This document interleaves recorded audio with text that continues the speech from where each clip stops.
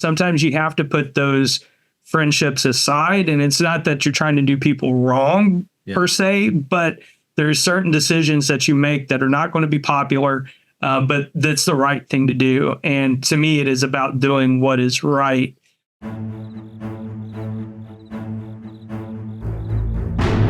Welcome to the Risk Never Sleeps podcast, in which we learn about the people that are on the front lines delivering and protecting patient care.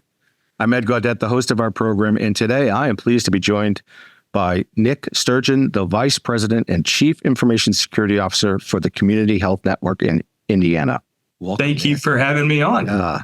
Welcome, sir. Welcome. I've been waiting for us to talk, so it's a pleasure to speak with you and learn more about your background. And I did take a look at it on LinkedIn. So thank you for your service. You were an Indiana State Police sergeant, I believe, right? Yeah, I left as a first sergeant. Sergeant, okay. Yep. So thank you for that. That must have had a lot of stories there, but we won't go into those. So let's start off with, tell us about your current role in your organization. Yeah, so I said I'm the CISO at Community Health Network, about a 6-hospital healthcare system in mainly central Indiana, so Marion County, Indianapolis, and some of the couple areas outside of Marion County. But, like I said, mainly central Indiana. And, workforce, about 18,000 people that are providing, care on the front lines, as well as administrative and IT staff and all that good stuff. So, decent sized healthcare system. Mm-hmm. That's a big system. How did you get into healthcare?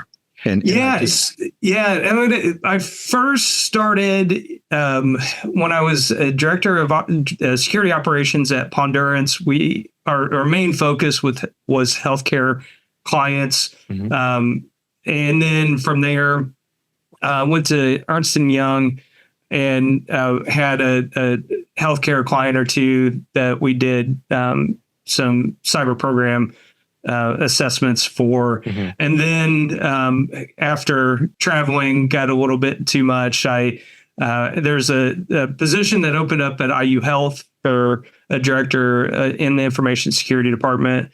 Applied for it, got it. I was at IU Health for about 4.5 years, left as an executive director. And then late last year, the CISO position at Community Health opened up, and I was ready to take on that next step, that next challenge. And so ended up applying for it and obviously got the role. But it really, getting into healthcare wasn't necessarily something that I was like, oh, this is something that, was targeting per se. It just kind of happened as happenstance. But the mission for me of protecting patients, and really it is about patient, not just the data, but protecting them, their lives, and making sure they're receiving, the care and health results that they're looking for when they come into our system for, whatever it may be. Yeah, and it's consistent. Obviously, we're protecting citizens, and now you're going to protecting citizens, which are patients. Yeah. Every citizen is mostly, right? Yeah. So. Yeah. And the mission, you're right on point there. The mission that drove me and really, in law enforcement, you call it getting, bitten by the bug. And it really is that, drive to protect and serve. In healthcare, I've been in multiple different industries, since leaving law enforcement, but the purpose behind healthcare is as close as I've found to law enforcement of protecting and serving. So that really aligns with who I am as, and that need and drive to serve. Yeah, that shared mission is unique and something that keeps a lot of us coming back for more, even when things get really rough, like the last couple of weeks. Yeah. So you've been busy. Yeah. Change Health, not to, necessarily call them out, but I think it's just one of a continuing example of, the criticality and really even the gaps within cyber in the healthcare system. And really, to me, that was a unique attack. It wasn't directed at a provider. It went after one of the ancillary services that serves healthcare organizations. Yeah. And man, it was as damaging as it would have been to an HDO directly, or healthcare delivery organization. Sorry, former government, recovery government official in the acronym. So it's thankfully we weren't as impacted as some others. But I think, just to how it affected every healthcare organization, it definitely eye-opening and continuing of eye-opening of how important cybersecurity is for not just, again, the delivery organizations, but all of the ancillary and vendors, partners that connect into healthcare. Yeah, the blast radius. I don't think we've ever seen a blast radius like this one. No.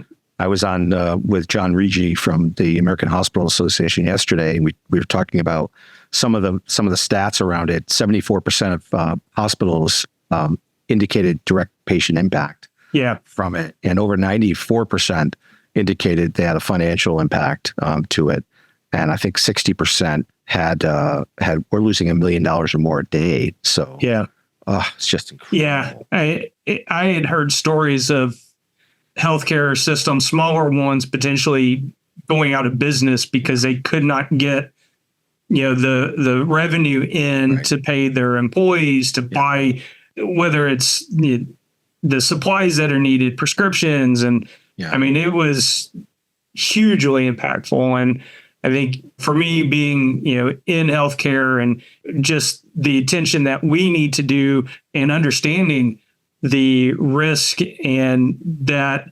impact at such a new level of detail, it just highlighted a lot of things that really, I mean, as a technical guy, we focus on the technologies and patching and the vulnerabilities, but really emphasizes the need for having that deeper understanding of the business relationships and risk with our vendors and suppliers. Exactly. Having that ability to step back and look at every vendor and the relationship it has with their vendors and products and services, and draw that, the equivalent of an S-bomb, but for vendors, a V-bomb, right? This notion of where are my vendors and which ones have this unbelievable reach into my organization across business processes, across all of my most critical, if you will, business processes. And I think also I heard the other day too, from a resiliency perspective, from a continuity perspective, this brings up the need for alternative solutions, right? So for us to look at those and then map alternative solutions so that we can recover faster. Yep. Yeah. And with the organizations like the Size of Change or United or some of these really critical pieces within the industry itself, I mean, you alluded and mentioned, Change about 74% of the market share of that particular, service that they provide. I mean, it just highlights the supply chain weaknesses in that. And I think that's, whether you're in healthcare or other industries, I think that there's definitely some important takeaways to businesses and cyber professionals across the different industries. That's a really great point. As you think about other areas of risk, certainly that have been introduced or being introduced into the system, we've got to talk about AI.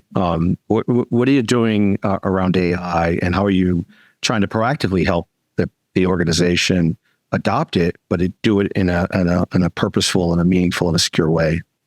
Yeah, I mean, it's a technology that you cannot shy away from. You can't put your head in the sand and say, well, it's just going to go away. It's not going to go away. And you look at what Microsoft and Google and all of these big and down to small technology companies are bringing in AI in some shape or fashion. You've got to get a handle on it. That's something that we're doing internally. We're not shying away from it.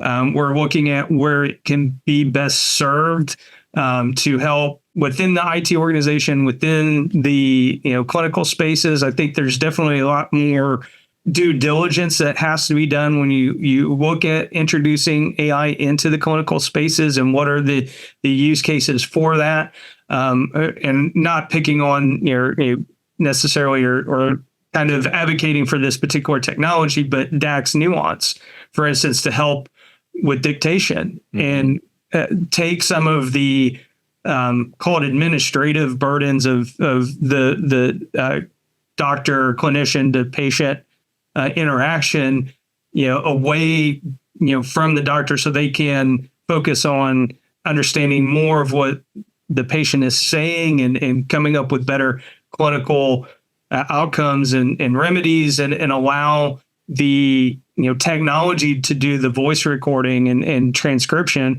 I think those are some really cool use cases for it. Obviously, if you go back to the early days of like Dragon, and even currently, Siri, or if you're using the iOS, and it's not 100%. So I think you can't completely 100% rely on the technology. You still have to have that human interaction and vetting of what's being done, but at least it can start taking away some of the administrative overhead, if you want to call it that, and allow the clinicians to really focus on the patients and give more of that better bedside manner, if you will. And so there's the use cases like that, I think, in the clinical space are really kind of where we're focusing on. I think there's a lot of concerns of allowing the AI to kind of highlight maybe what the prognosis may be.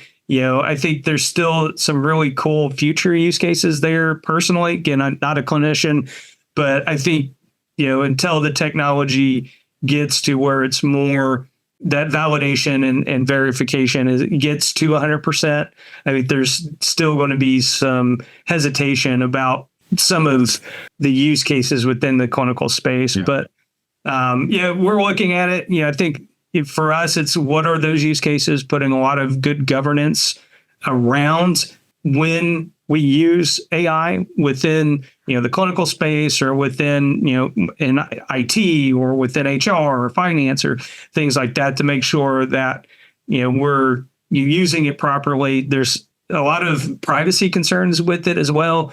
Where is the data going? And then the security around that, who's got access to it, and making sure that the models don't get biased in the wrong way. So there's a lot to figure out. And I think, there's many more, smarter people than I are working on it and trying to figure that out. But I think it's definitely, in my opinion, something that we should be looking at. I think there's some competitive advantages to using it. And I think there's, those who adopt it or not adopt it, I think, you'll see some competitive differences depending on, which direction you go. No, it's a great point. And there seems to be this level of urgency among our customers and other CISOs I talk to, where they're setting up these governance committees that run across the business, on the clinical side all the way through to the technical side.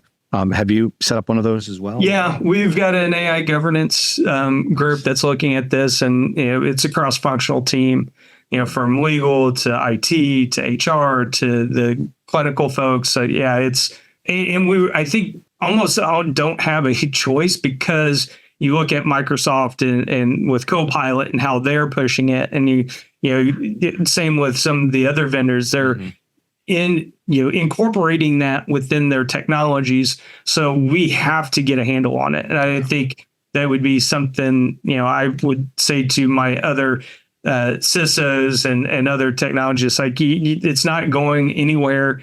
It's not going to do any good by burying your head in the sand. You should figure this out for your organization, because it isn't going anywhere. It's just going to get more entrenched. That's a great point. I mean, oftentimes we think about those new things coming into the organization, but what about all those other vendors and products that are updating their applications or their technologies with AI capabilities? Reassessing those, we definitely need to think differently about this.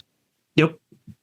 All right, great. So, as you think about some of your other priorities over the next 24 months, what else are you looking at? What are the top three? Yeah, I think one of the, coming in, I'm just a little bit into, 3 months into the role. So I'm still, and my approach coming in was very much a, kind of a consultant, put my old EY hat on and really it's like, okay, I'm just going to sit and listen.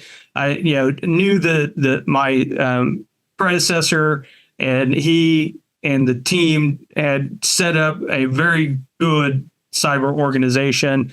So I knew I wasn't coming into a situation where I was going to have to do a lot of overhaul. So it was really much, okay, figure out where we can, that real strategy and tactical approach instead of that kind of the wholesale changes. Because the team doing a lot well. So didn't want to disrupt that, don't fix what's not broke. Right.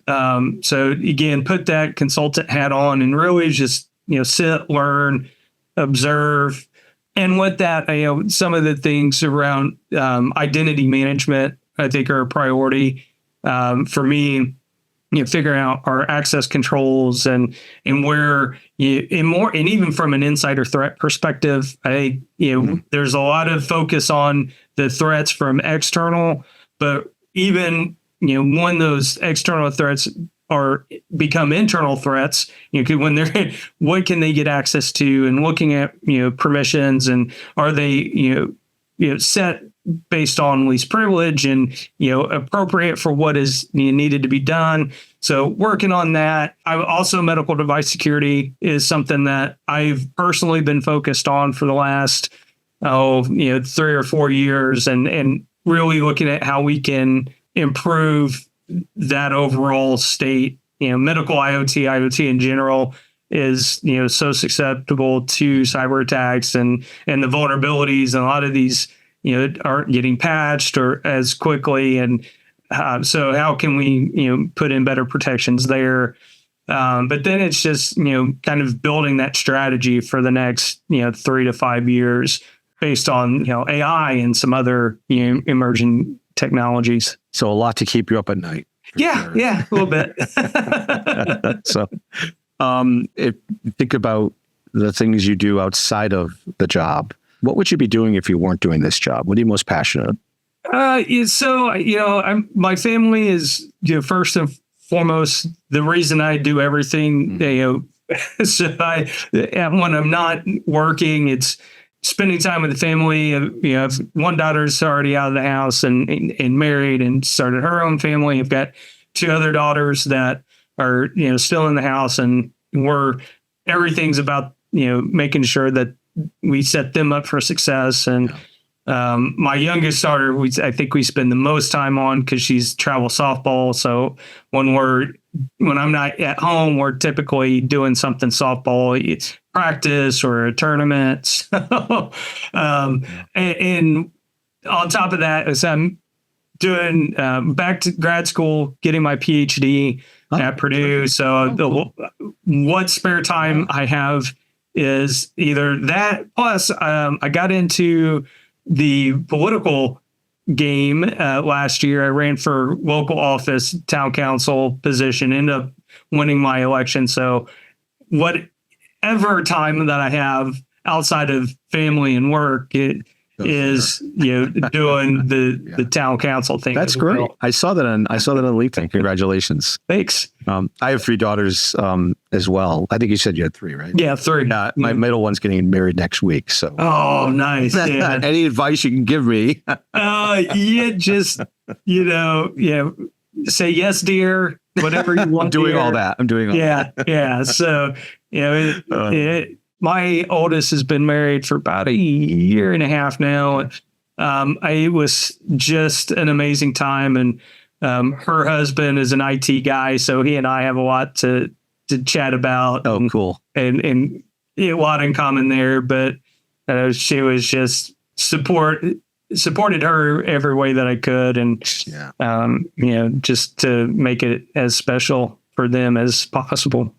Thank you. Yeah, no, that's what we're focused on. So that's good. Yeah.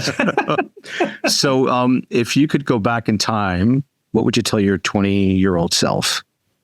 Oh, just keep focused. I think early on when going back to my early 20s, just trying to figure out what I wanted to do. And I don't know if I would change much because I think those experiences helped me become who I am today. But it would just be, when things are rough, just keep your head down and get through it. There's lessons to be learned in those times. So as much as you may want things to be different, I think the trajectory that I went on was great. I mean, a lot of good, a lot of bad, but every one of those experiences helped build me to who I am today. So cool. That's a great answer. I think that's a unique answer too. I like that a lot. I have to ask you this question. It's the Risk Never Sleeps podcast. What's the riskiest thing you've ever done, Nick? Well, so you mentioned I was an Indiana State Trooper for about 8 years. Law enforcement, by its nature, is very risky. Every day. So I could pull a number of experiences, like just from the number of pursuits that I was on, going into buildings, not knowing what was happening, the number of traffic stops that could have gone really bad, and as driving really fast around 465, which is the intrastate that circles Indianapolis. So I think a lot of stuff there was very risky just because it was the nature of the job. Yeah. Yeah. So you're on a desert island. You can take 5 movies or 5 record albums. What would they be? So this one's tough. I'm a big movie guy. Okay. And, big sci-fi. Same thing cool. With music. And this one was really tough because, I look at the Star Wars movies, mainly the original trilogy, look at Lord of the Rings and Matrix trilogy and Dune, the original Dune, and even now the 2 new Dune movies. There's just a lot to pick from. But I would probably pick the original trilogy of Star Wars. Then I would pick probably Matrix, the original Matrix, and then the Return of the King from the last movie from Lord of the Rings trilogy. Epic. Yeah. For sure. That's great. How about a DM manual? Would you bring a DM manual with you? You know what I mean? Look at that. Yeah. I assume you played when you were a kid. Yeah. Me too. Me too. Yeah, the game, and you get into the video games, that becomes even more difficult. Man. I loved Tempest as a kid growing up. Yeah. Remember that one? Defender. And the original NES, Mario Brothers, Duck Hunt, Contra. So many. Atari 2600. The Halo games, especially the first Halo. Fantastic. That would be the toughest choice. Figure out what I wanted to bring with me. Hardest lesson in your career? Shoot, that's a really good one. There's been some tough lessons that I've learned. One of the early ones, and this may sound bad, is sometimes work's not the best place to find friends. I know that sounds, because it's competitive. I tell my daughters that all the time. Yeah, I mean, so IU Health in the employee engagement question is, do you have a best friend at work? And everybody always struggled and answered that question on the low end. And I struggle with it is because my first and foremost priority isn't to make friends. And I know that sounds bad. Yeah. It's to do my job. Yeah. And especially in leadership roles, you have to make decisions that aren't necessarily going to make you friends. And it's not going to make you popular. So I always struggle with that. And I've got friends from work, and, it's not saying that I don't make friends, but it is when you're in a leadership position and you're making decisions, if you're worried about how it's going to make people feel, and it could put you in a bad position. And really, it's tough. It is a really tough lesson to learn. And sometimes you have to put those friendships aside. And it's not that you're trying to do people wrong per se, but there's certain decisions that you make that are not going to be popular, but that's the right thing to do. And to me, it is about doing what is right. And sometimes you've got to put those personal feelings aside. And it's not to be careless, and it's not to negate how it's going to make people feel. But if you've got to make an unpopular decision, but it's the right thing to do, it's what you have to do. So perfect. That's terrific advice. And thank you for sharing that. I know that was probably hard to share, but that's such a great, it's just great insight and great advice for folks that are listening. So let's go to the last question. I saw you were an adjunct professor at one point. Yeah. You still do that, or?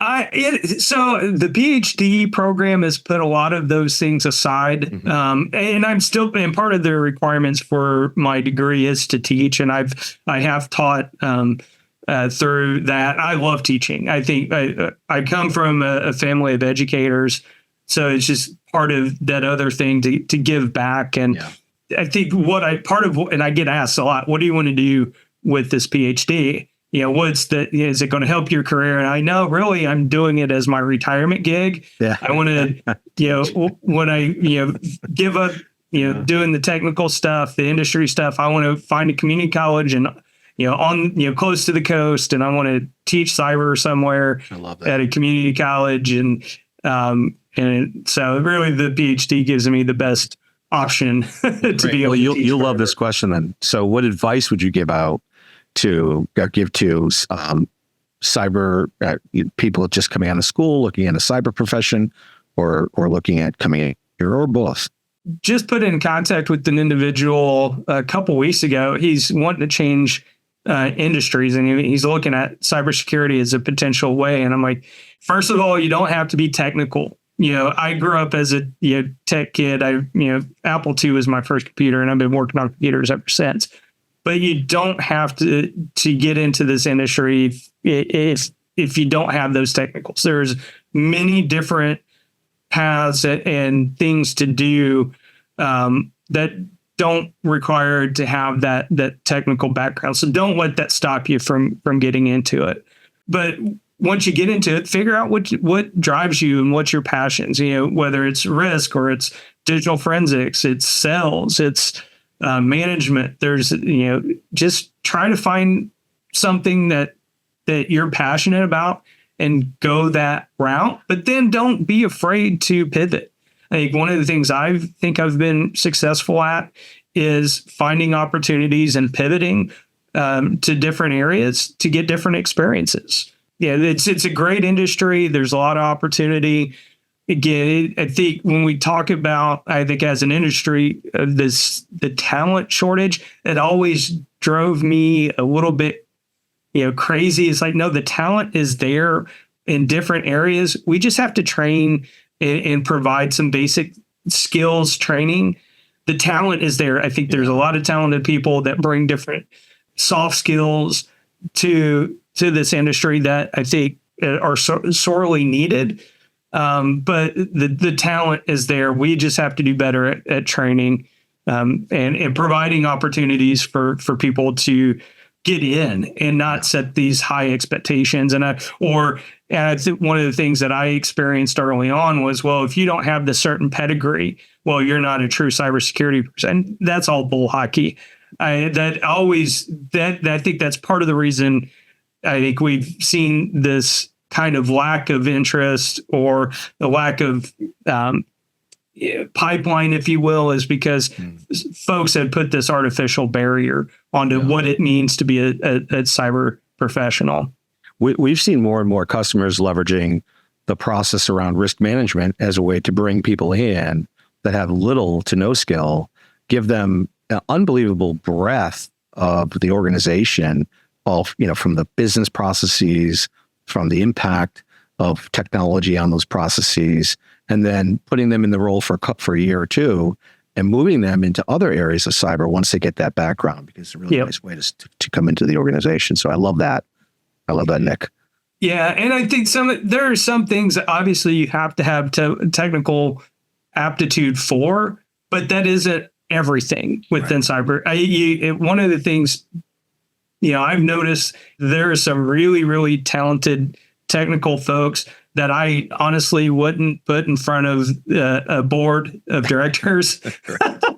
And it's not that it just the communication skills aren't there. They want to get too far. And even from a charisma standpoint, it's just like they're great at writing code. They're great at troubleshooting, but you necessarily wouldn't put them in front of, an executive leadership team.